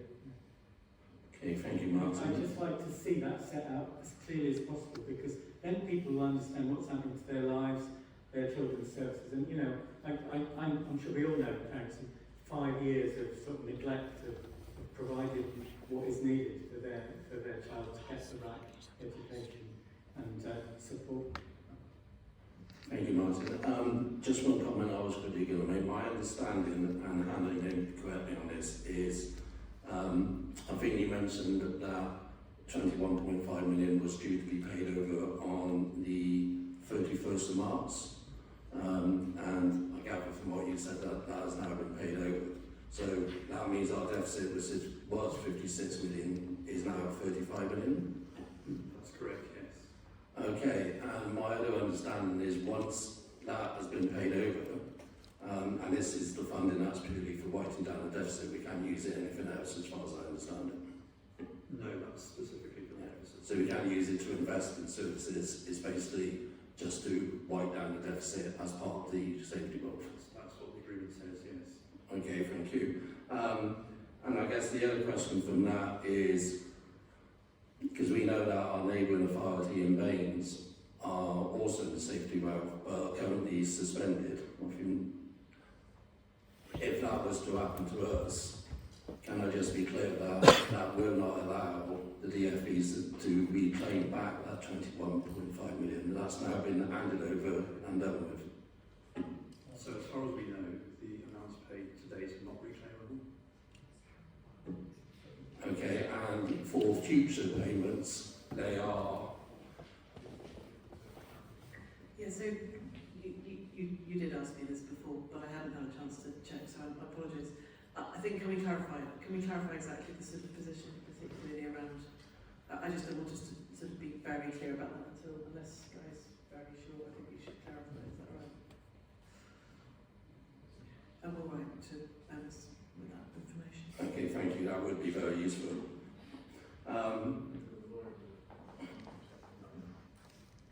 So, next on my list is Councillor Whippington and then Councillor Stone. Thanks, Chair. Yeah, I'm only going to make some points. I do agree with some of what's been said here already. I agree that we had briefings on Resources Committee. We weren't consultees, and I do think that ought to be made clear. I also agree that Bristol's been failing on this for a long time. 13 years ago, my son had to go out of county for his secondary placement because there were not enough special needs schools in Bristol. So this has been, a very long-term problem that we haven't addressed. I do think it says something about the political debate in our city that so many people were willing to disbelieve what our council officers said about the secrecy behind this scheme, and instead were willing to believe the word of the current Westminster government, which, to be honest, does not have a great reputation for telling the truth at the moment. We're in scrutiny. I think what nobody's asking really is why we're in this position. Essentially, the government's allowed this funding crisis to develop across the country. As Stephen has said, this isn't a Bristol-specific thing at all. And the safety valve is really an attempt by the government to do the absolute minimum possible to address the situation, as I can see it. So I'd urge everybody to read the LGA debate on SEND provision and funding, which took place in January 2024, which makes it quite clear that the 2014 Act, which we talked about earlier, was the right thing to do, placing children and young people at the heart of the SEND system, but the funding didn't come along with it, and a lot of people said that at the time, that if this isn't funded properly, we'll be in a lot of trouble, and lo and behold, here we are now. So, so that's what I'm going to say on that. But I do have my question about the capital funding that we're still waiting for. I just wanted to clarify we're still waiting to hear whether we get that. That's 28 million, is it? And if we don't get that, that's going to have a massive impact on our ability to deliver this. So it's in the government's own interest to give us that money in order to enable us to deliver their plan, because it's our plan which they want us to deliver, essentially. But do we have a sense of whether we're actually going to get what we've asked for, or have other councils asked for similar amounts and got 2/3 or whatever? We haven't been given any steer on how likely we are to receive all of it, or some of it, or what some of it might look like if we don't receive all of it. I think what we need to do is, if we do only receive a smaller amount than the 28 million we've looked at, is work with our key partners to address how the money we do receive can give us the best impact in terms of placing as many children in specialist provision as quickly as possible as we can do, really. So exactly how much we're going to receive, we won't be able to put that litigation in place. And is there any likelihood that we won't be coming back to Strategy and Resources Committee in the future to ask for more capital funding from our own budget in order to make up that shortfall and make this work? I mean, I think we need to cross that bridge when we come to it, if I'm honest. So, I mean, it's worth saying that, you know, the DfE advisors that we've been working closely with around the whole deal are aware of the amount of capital that we have got built into the deal. They know how much and they know why, and as you say, it's completely contingent on that capital funding arriving. Otherwise, we are in a different place, as the report said. So, we're anticipating. We've been anticipating it for a little while, to be honest. But I don't have any sense that that's either not going to arrive or that it's going to arrive in part. We just don't know. And we're pressing for it all the time. We just don't know. Councillor Stone. Thanks very much. Actually, I'm going to continue from where Councillor Littleton just left off, to be honest with you. There is a one easy solution for this, and that is the deficit to be completely wiped off. Because it could be, because it is an underfunding over the last, God knows how many years of our children in Bristol. And this is why I'm really confused that we constantly talk about how much money we're going to save when we should actually talk about how many people we can actually support, or young people and children that we can support. But my question really is that I do want to be assured by the council that we will continue to be fully compliant with our legal obligations to provide that support whilst complying with the safety valve under the 2014 Act of the SEND law. So I just want to hear that again, that those assurances, please. So for sure. I mean, part of the role of Emma services to meet statutory responsibilities that rest upon us in terms of meeting the needs of all children all children across Bristol, but particularly children with special educational needs under a statutory assessment process. So yes, I don't know if you want to say anything. No, I mean, we will meet statutory requirements. I mean, it's really vital that we do, and we know that hasn't always been done in the best way possible up to now, but that doesn't mean that isn't something that we will strive to make sure that we are doing, and making sure that families, children, and all the rest of the city know that we put the children and young people at the heart of what we're doing. We do appreciate that sometimes that has been quite difficult in the past, but we are working on those relationships, and we are working with stakeholders, and we're really committed to making sure that this works for all of the children and young people in Bristol. Yes, so I'd like to just continue by saying that I want to remind people that there has been a steady rise in appeals in the SEND tribunals, where we have seen an overwhelming number of those appeals actually being upheld, meaning that there is evidence of unlawful decision making. And I want to just make sure this is on the record, because again, we need to be assured that the local authority will prioritise compliance with the SEND law, because as I've just suggested, there's evidence to suggest that we don't.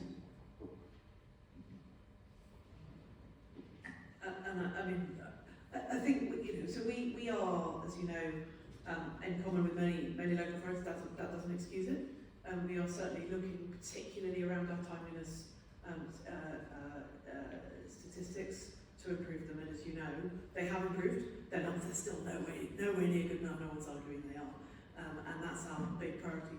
Part of the challenge of the service at the moment is how we focus, as we have been doing it certainly over the last number of months, and increasing our timeliness, whilst recognising the scale of the number of children and young people who are waiting for us to make the statutory assessment. So I'm not denying any of that. That continues to be a priority for us. Thank you. I've got one more question. Sorry. It is on a completely different scenario there, so thanks very much for that, Hannah, and Emma, thank you for your answers. So I wanted to ask about the safety valve, all the shenanigans around the safety valve. So my question is that the safety valve finances had been indicated in February's budget 2023, so we knew it was going to happen, basically. I just want somebody to tell us, given that the safety valve is a financial contract, what bit was so central, or what bit was so, so urgent, that you needed to use an APR 16 piece of legislation to get the paper to Cabinet to the meeting in March the March cabinet meeting to be signed off. What I'm trying to say is, why was it so urgent? Why couldn't we just pushed it, have the consultation, have the conversation, have the transparency? Why did it have to go down that route? So I think there's two things particularly. So one thing is, it is the case that we were asked, as were other authorities, I don't think there's any dispute about this, to not announce the safety valve until it was announced.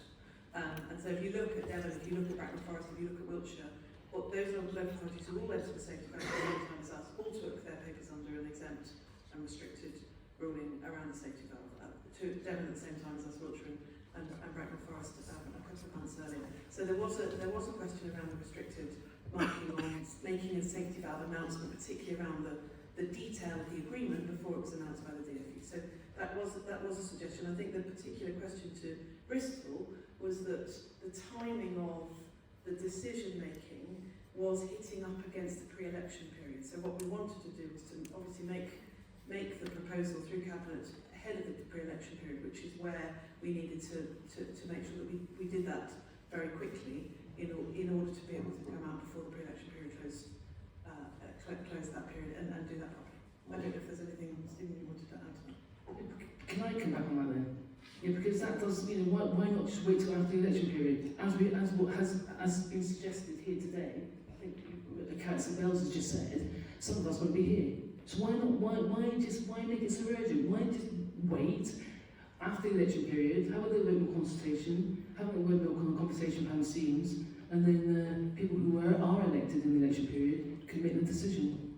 So there's a really simple question, answer to that, which is that it does relate to this financial year. So what we wanted to do was obviously we wanted to start the financial year as many have set out in a way that we're able to deliver start to deliver immediately against the aspirations in the plan. So that's why we couldn't leave it into the financial year, because all of the agreements have been made ahead of that.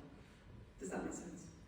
Yeah, of course it makes sense, but again, come back to it as a financial, it always comes back to the finances, and it's like budget people and accountants pushing buttons around. At the end of the day, this was an important decision that the councillors needed to enact upon. It's about the welfare of young people, not about the financial decisions and about money and numbers. I don't trust that answer, to be honest with you. I think it was ridiculous. I think you will just need to remember that the decision is a political decision. We have a legal duty to meet the balanced budget. The first item of our auditor's report about the risk this council faced last year was the risk of us being insolvent because of the DSG deficit. We've got a duty, we've got multiple duties, and they sometimes conflict. That's why we have elected politicians to make decisions. So the decision was made by this administration. We were in a batch of authorities who were working to the start of this financial year. If we'd missed it, it could have potentially been a long time until we get the next chance. I don't know what the batches are, whether it be a whole year, but each year that we miss is a year that we can't take the opportunity to avail ourselves of, in this instance, £53 million. Now, it is still absolutely all to play for. A new administration, if you are in charge, you can decide to step away from the safety valve. You can decide, literally, to talk to DfE about a different arrangement. I think what we said is this bus was leaving the station. Did we want to be on it or not? Yeah? We're not there until the end destination if you don't want to be. That's a political decision you can make. And by the way, it is about money, right? Because the only way that children and families get help is if someone pays the salaries of people who help them. Without money, we don't have the ability to even be in the conversation. So I would go back to say, it's a political decision. It could be reversed in May if the new administration wants to go a different path. Or they could even talk to the DfE about buying themselves some time if they wanted to. But the plan, as Guy has said, will be something you as leaders and your successors will be able to remake, rework with officers. It's a living thing. And as long as we keep in a dialogue with DfE, they will, I'm sure, go with that. Because what they want is something which is politically supported as well as being supported in our city by our stakeholders. It's what we all want. We now, at least we're starting the journey together. And I think we need to just carry on in that spirit. Thank you. Councillor Townsend.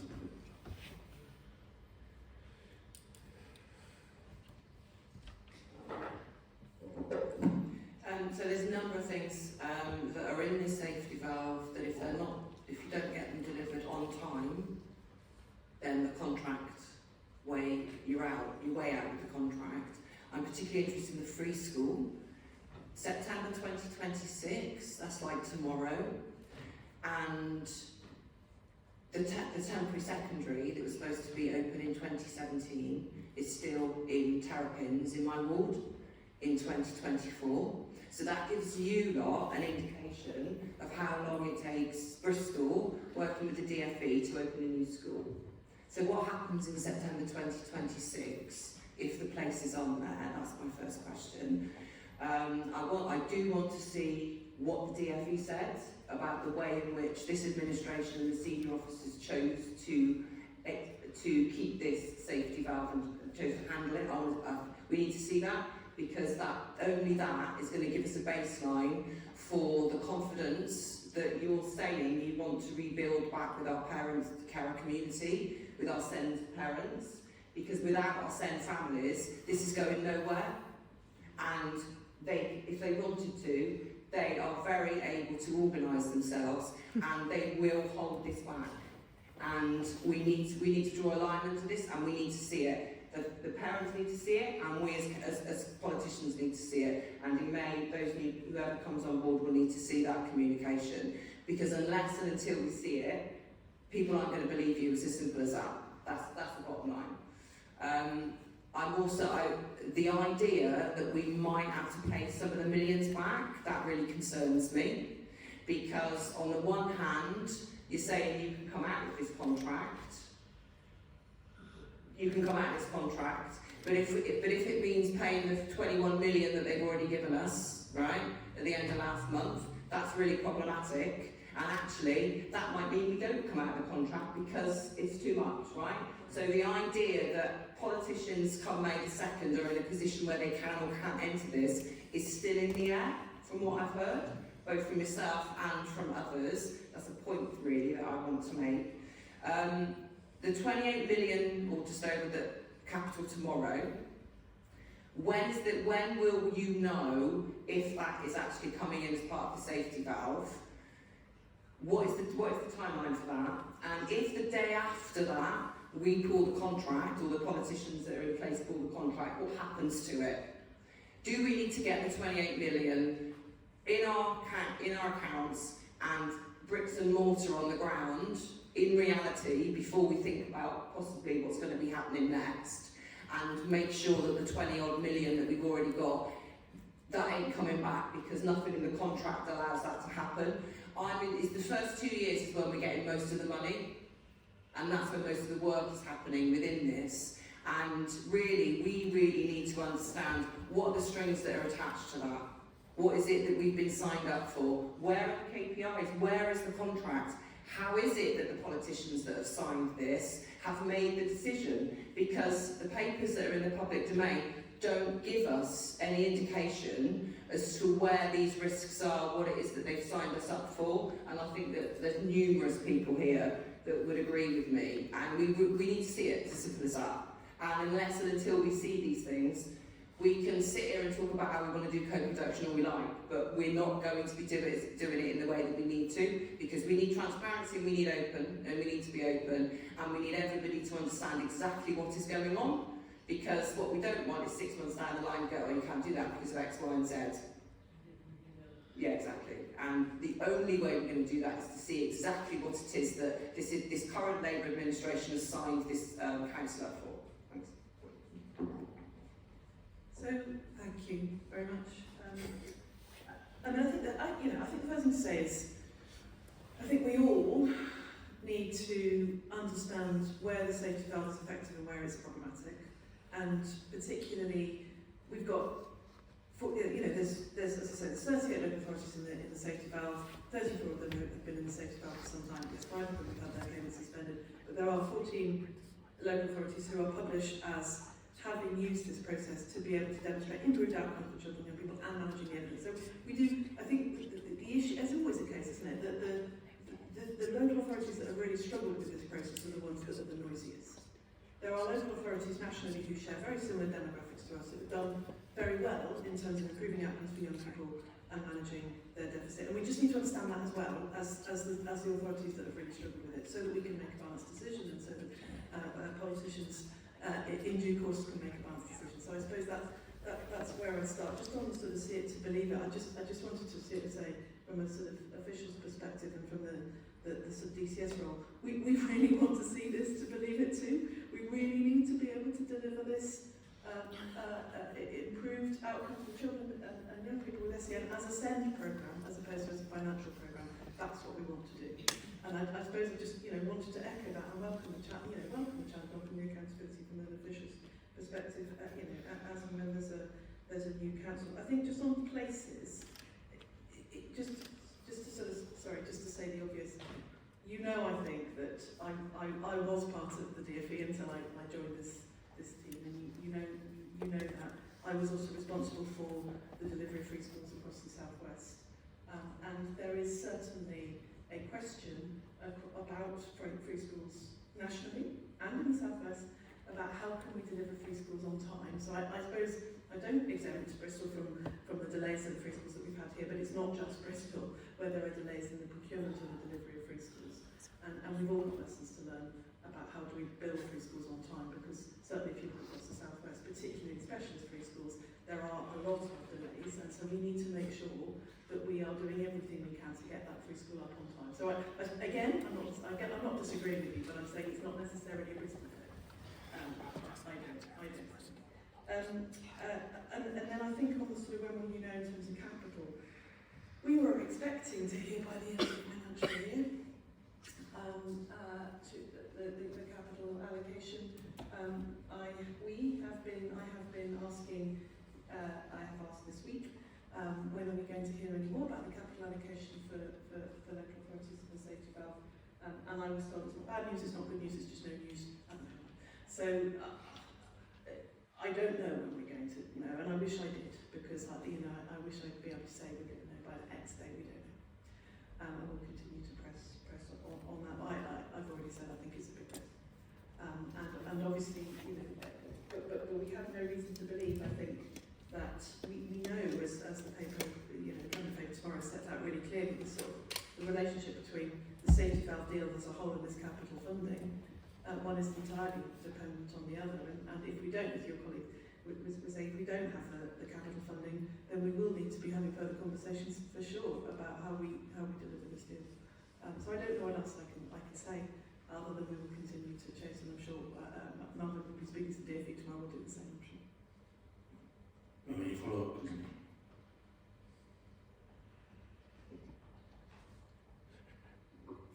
I mean, for me, the biggest, so what you're saying then, Hannah, is the biggest element that will enable this safety valve contract as it stands to be delivered on time and within the years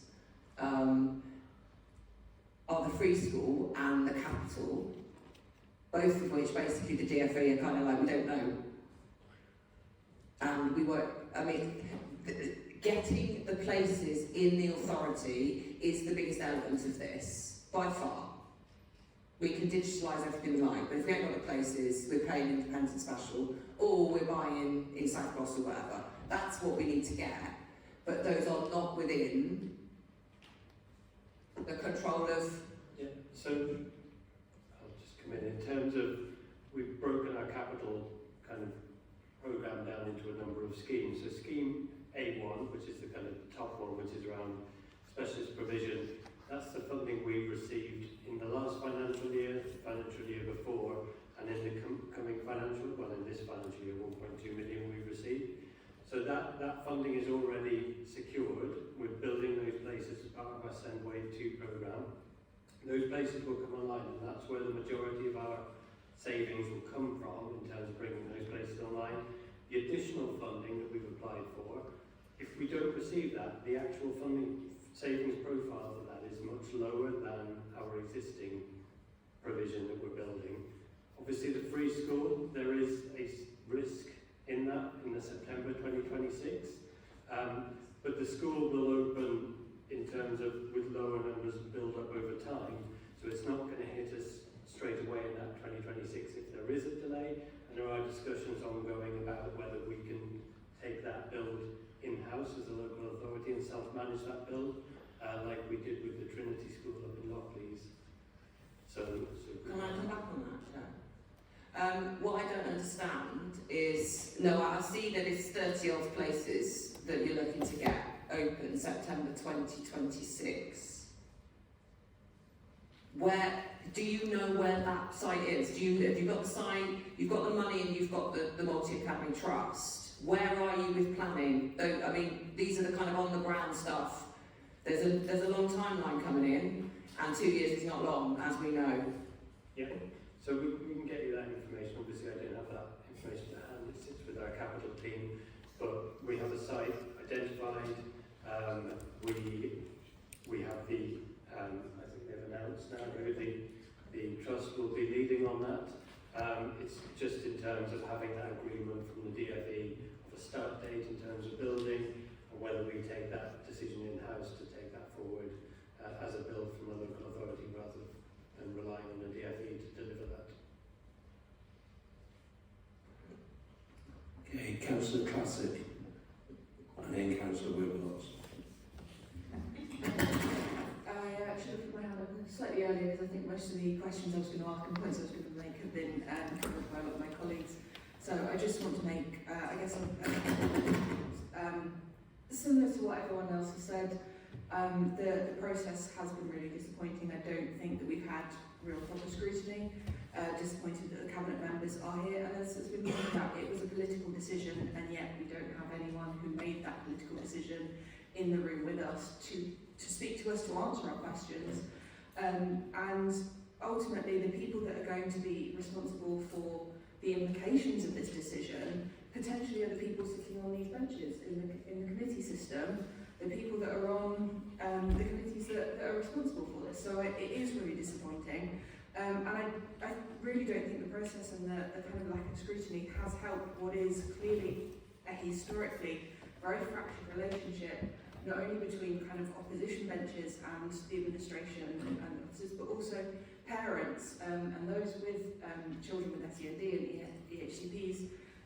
It has not helped any of this. So yeah, I'm still not entirely confident that this is, even after all these discussions, there's still, as you know, I know your point about other councils who have signed up for it and then there have been problems. That obviously, I fully understand that local news is only going to print headlines about where there's issues, and nobody wants to read a headline saying safety valve a complete success. I obviously understand that, but I really don't think that I'm convinced that or confident that this was, yeah, that we can have confidence in this decision still, and I don't think it's really helped. Thank you, sir. Councillor Wilcox. Thank you, Chair. I'd like to drill down more into this issue of the new SEND school. I've had a look on the planning website. There's no planning application in for the Armfield school site. Trinity Academy is in my ward. I know how long it took to build that school, and I know how important the number of places that we have for SEND students is critically important to how we deliver the safety valve.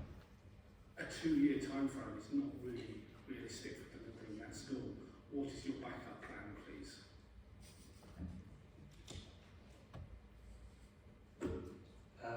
So obviously very tight time scale. We know that's probably one of our biggest risks in terms of delivering school places, specialist places. There are opportunities to open in terms of temporary accommodation for that smaller number of students on that site going forward. But until we have a decision from the Department of Education whether we're able to take that, build on ourselves, we can't progress those plans. I mean, it's worth saying it is quite normal to be able to open in temporary accommodation if we haven't got this. I mean, I'm not saying there's plenty of options around temporary accommodation, but we do, you know, the department does do that and has done that, particularly around specialist provision, which, as you say, we need and we need in the right time. So I don't know, but I think that is where we would go if we're not able to open on the site that we have in time, and that is the normal process. Okay, thank you, David. Councillor Bales. I think it was Lisa that mentioned the rise in numbers of tribunals between parents and the council. We know how much that costs us as parents in time and money, taking time off work and all the additional costs we have to go for ETIOS and all the other things that you have to go through. But I don't think we've ever had an amount of how much it costs the council in legal fees. And obviously we want the safety valve to work, but I think parents are also concerned that that also means cuts. So cuts to services means that, or it could mean that tribunal amounts go up. So if this is going to work and it's going to make officers make better decisions and tribunals are, well, hopefully go down to nothing, has that saving been factored into this? Because it says savings forecast, but that could mean absolutely anything. So could we have an amount that tribunals cost in legal fees and whatever additional costs, and can we have a forecast on that? I'm happy to try and get that information and write it and send it to the members, or to the councillors.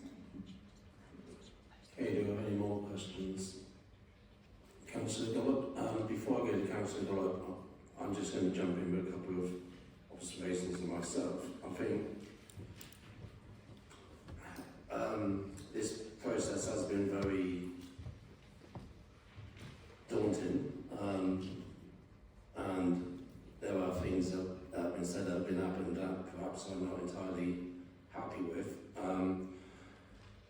But what I think I do want to clarify is that it is a shame that there are none of the key politicians involved in making this decision here, that instead they've basically left it to officers to answer questions that would easily be answered by politicians.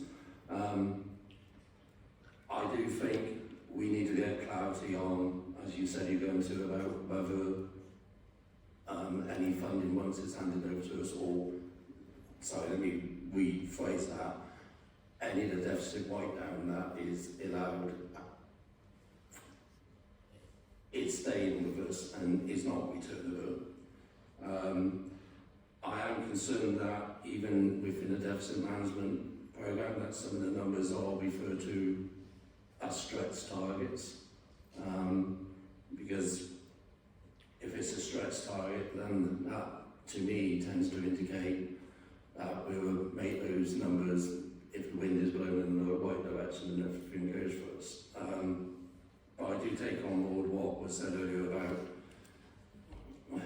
I think this programme will change very quickly, because I understand the reason behind going into the safety valve.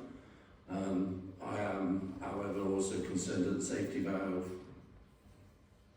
a key part of that is it allows us to transfer money from the general fund, and I'm conscious that the general fund is not exactly in the most robust state it could be, and we don't know what future decisions have been made by future governments about the funding of local government. It may be better, it may be worse, but we know we are also facing increased demands, and I think we're all conscious of the fact that adult social care has taken up 70% of our disposable budget, and that will also squeeze upon our council budgets. And I think, and I am going to say this, and I would say it if the cabinet members were here as well, I think there was a major error made in the way that this entire discussion with the DFE has taken place. We're all acutely conscious of the fact that in a few weeks' time we have an election, and that we move to an entirely different governance system, and we're conscious of the fact that key players have already indicated they will no longer be part of this council. And I think it was a severe miscalculation not to, at the very least, involve party group leaders from all the parties to have regular briefings on these discussions, given that they are going to have an impact, as Councillor Bowes pointed out, not just on the entirety of the next term of office for those of us who may get re-elected, but also beyond. But that is not a comment I expect officers to respond to, but it is a comment I think needs to be addressed by loads of us, or loads who are making political decisions.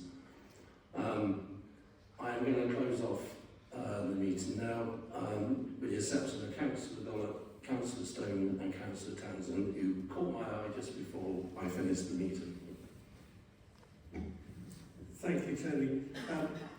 First comment, well, I agree with everything you said, but I think particularly just to emphasise the absence of politicians has put the officers in a very difficult position. I congratulate you on the professional way in which you've responded and dealt with the questions we threw at us, so thank you. Having said that, I'm going to throw a couple more at you. I've talked about finance in my first comments, but actually the finance in a way is incidental to all this. Can you give us a categoric assurance in your professional opinion, Hannah, that this proposal will result in better provision for the children who need it? It's a bit, can I say, I can't give you a categorical, I can say we will do everything we can to enable that to happen, working with partners across Bristol. That's what we do, that's what we're here to do. That's a very valid response, but it's worth trying on my part. Second question, which we make much harder for you to comment on. I have struggled to not understand a lot of things the current administration has done. But the one I understand least of all is the contempt they've shown for the parents of special needs children. Is it possible that on the 2nd of May you and your team can draw a line under what has gone before? Because whatever we do in this is not going to work if the parents are not on side and recognising that we're working with them. And that redrawing and reworking of that relationship is going to be fundamental. Is it possible that that could be done under whoever is responsible under the new administration? I mean, again, just to say, and as I said at the beginning, as you know, it has been the priority of the team for many months to improve our relationship with parents and carers, and we thought we were making some progress, and we will continue to make progress, and to dedicate ourselves to that conversation. And we want, and that's what we want. Again, that's what we want to do because we cannot do it on our own. And again, we look forward to it. Councillor Stone. Yes, I would just like to say it has been a political decision. It's been a political decision in many years of underfunding SEND provisions and provinces by the government. However, I am really quite nervous about what I'm hearing here. So you said categorically, and I'm just repeating what Councillor Townsend said, that we were meant to be building, I'm from a construction background, we're building a school in 2 years, and that we don't have any assurances of the capital, £28 million capital. So my question is, what would happen if we chose not to enter the safety valve?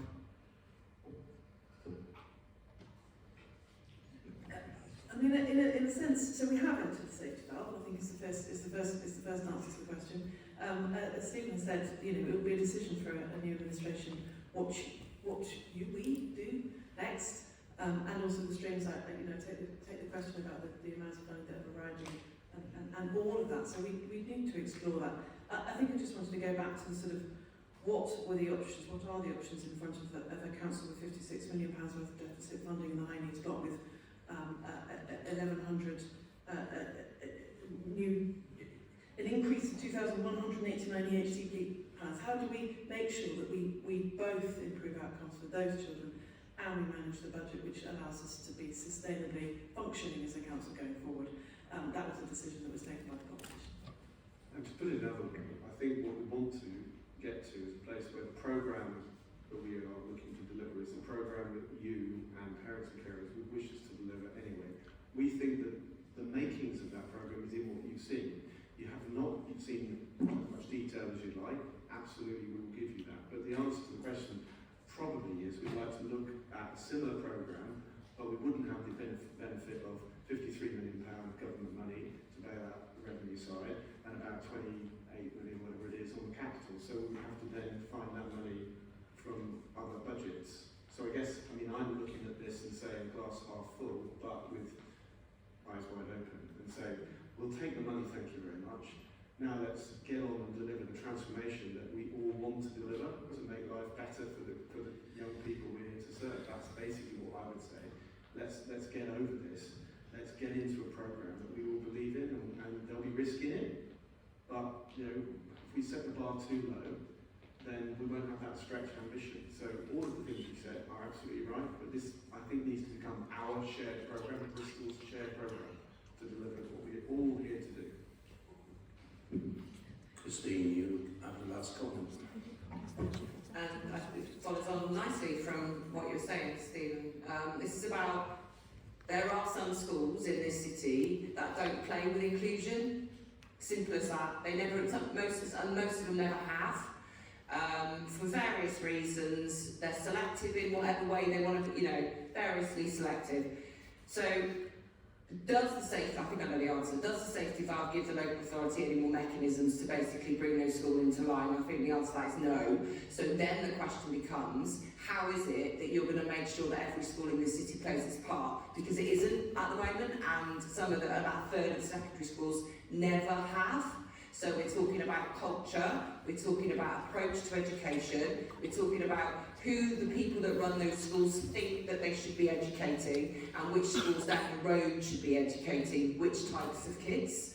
It's a massive problem, and it has been since I was a kid going to school in the city. And unless that changes, we can put all the plans in we like, we're still going to have some bits of the system really playing its part and overplaying, and then being, you know, coming out with high permanent exclusion figures because they're so inclusive and the needs are so high, and then we'll have another school across the other side of town that actually, when you look at their statistics, they're not playing their part, but they've got really small numbers of permanently excluded children, so actually they're all right.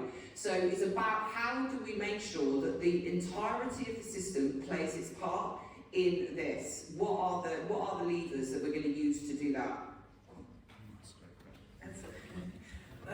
That's a big final question.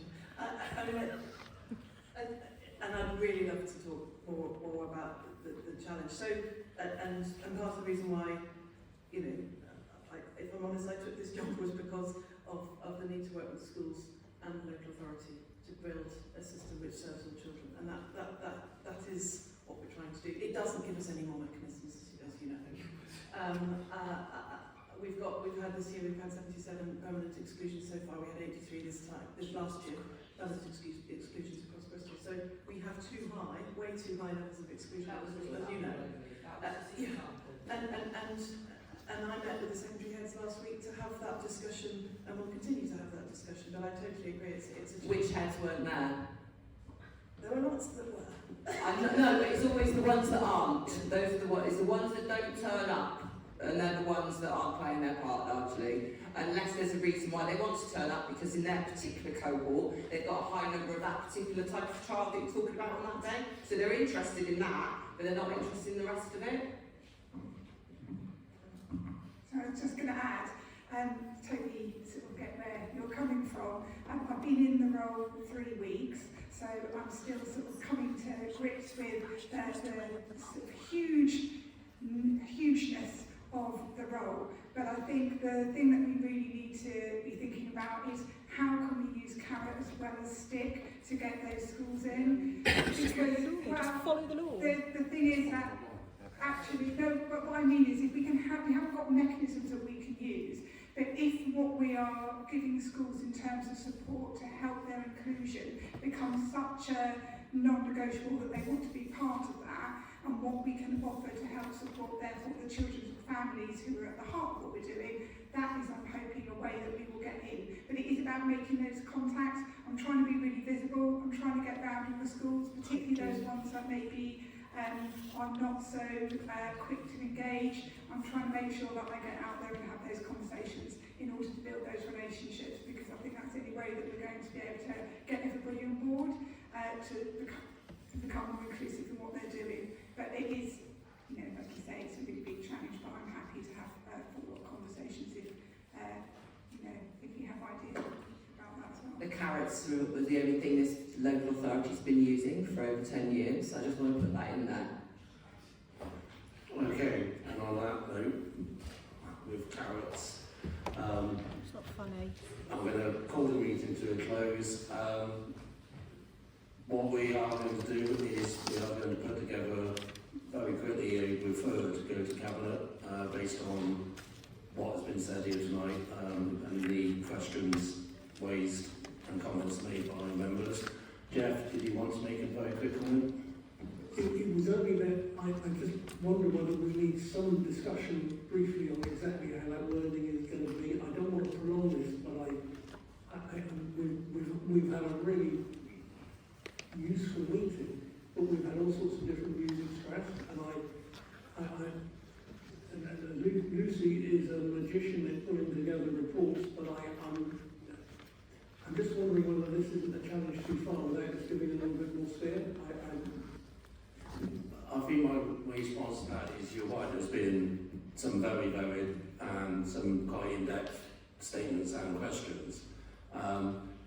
In fairness to Lucy, what I think is we need to give Lucy the time to collate everything together, and then that's not going to happen immediately now. I think we're probably going to have to do this via correspondence, via email, for everybody who wants to contribute this to this, because I don't think we're going to be. Lucy needs to sleep as well, apparently, I'm told. I still need to see evidence of that, but apparently that's the case. So what I suggest is that we let Lucy collect everything together, we put together a refer, and then we get input from members who may want to emphasise certain things or suggest what particular areas the refer to Cabinet should focus on. I hope that's acceptable to everybody. Okay, well with that, I'm going to bring this meeting to a close, which is officially the last ever scrutiny meeting of Bristol City Council, at least for the next 10 years until there's another referendum. Oh, sorry, Councillor Smith, we know one day. Thank you all for attending. Thank you for the members of the public for coming along and making statements and asking questions. Good luck to Hannah and her team. You have a massive, enormous job in front of you. Thank you, everybody. Goodbye.